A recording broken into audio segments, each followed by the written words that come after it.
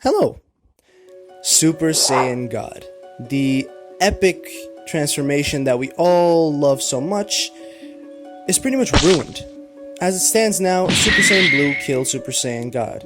I'm basically here to come up with a theory of how to redeem Super Saiyan God.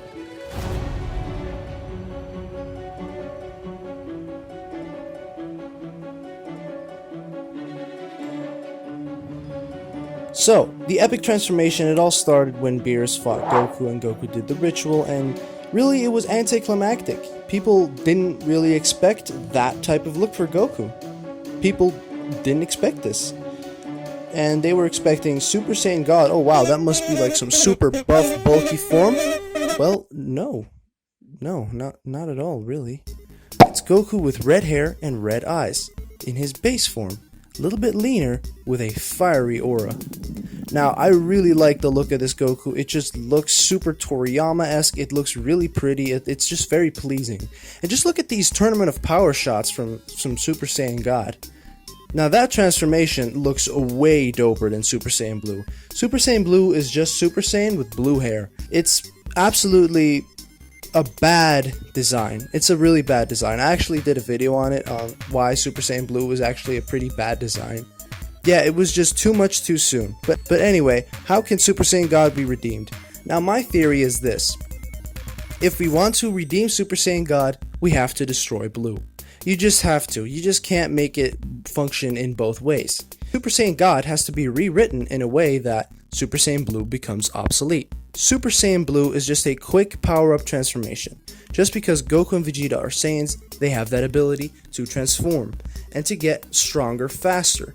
Now, the only way we can bring back Super Saiyan God is if we destroy Blue, meaning that Blue must have a limit.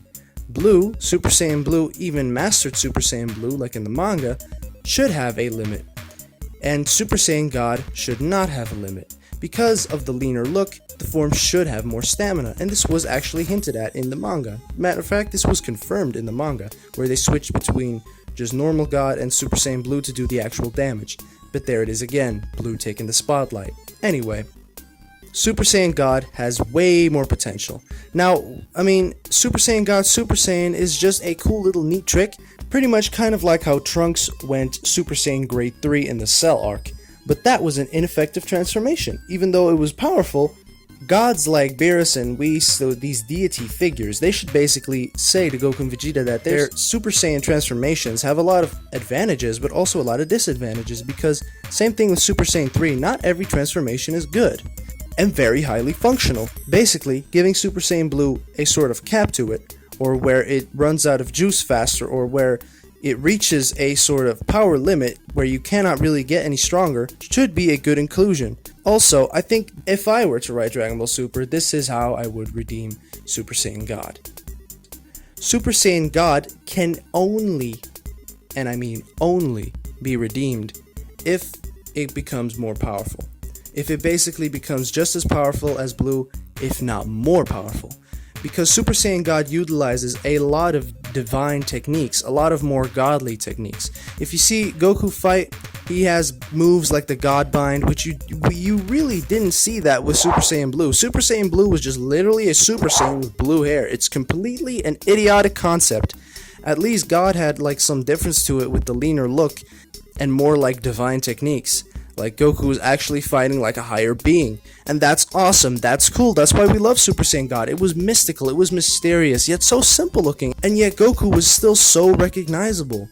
Super Saiyan God is also much leaner, which I've already addressed, but the reason for that leanness is so the stamina can be preserved much longer. If you take a look at the UFC and actual other professional fighting organizations, you will see a lot of lean, athletically built men. They are there because they know they're going to go 5 rounds or longer, or 12, and they have to be in a good shape. Lean, ripped is mostly what they look like, and I think Super Saiyan God embodies that very nicely. It is also very advantageous to have a big gas tank so it can keep exploding during the fight and not just explode a couple of times in the fight and then just give up. Also, let's not forget that Super Saiyan Blue was basically just created for a movie. It had no purpose, it was just there to sell toys. It was a quick decision and a pointless, useless transformation just to have a different color palette and make more action figures. It was not actually a form that was thought about at all, in my opinion. I mean, just look at it. Super Saiyan Blue they just handled that transformation like trash. Just basically giving it very like underwhelming performances against fighters that really should not even pose any sort of threat at all to a Super Saiyan Blue. But okay, Super Saiyan Blue fights Kale. Kale whoops his ass. Okay, that's kind of stupid. That's really fucking anticlimactic. Building up God Key for so long and then just having some random bitch on testosterone fuck him up. But okay, I'm not complaining yet. But then we see fucking Android 17 going head to head with SS Blue. I'm like, what? How? This dude's been doing nothing but protecting animals all the time. Like, what? And no, not Krillin. Go to Super Saiyan. Do not. What the fuck? Anyway, guys, thanks for watching. Let me know in the comments down below what you think about all of this, and I wish you a lot of peace in your life. And goodbye.